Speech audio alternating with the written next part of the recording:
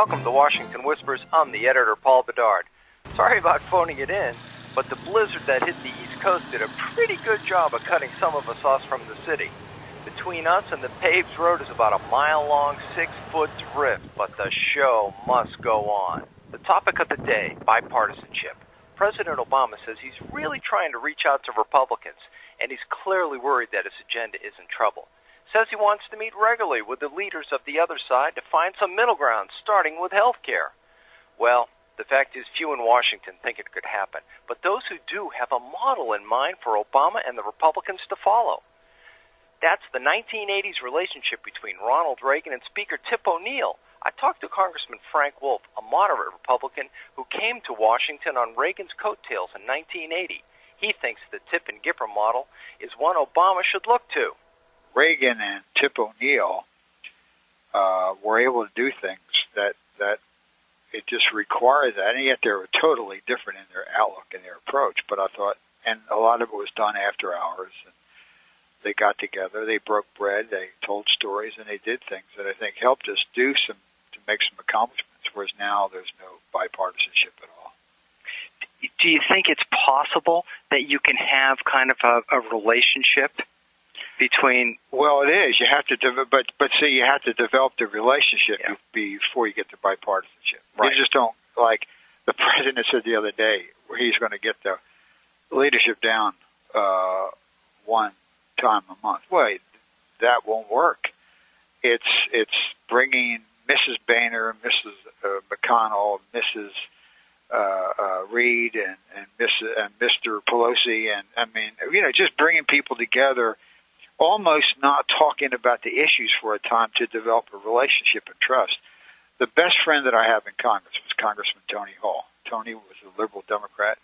We've been friends for years to develop that relationship whereby it's trust, and then you build on that trust. But I now just take him down for 1 hour where you then come out and you have that stakeout and the press is hollering at you, and you feel you got to say something profound because you just left the White House, and that's not going to really change it. Now, Wolf has some experience in bipartisanship.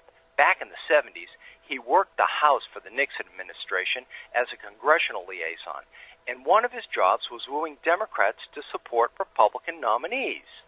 I was with the Cabinet Secretary, Roger C.B. Morton, and at my job, I was Congressional Affairs for the House, and we would take people up to, they were getting ready to be confirmed. I worked the House.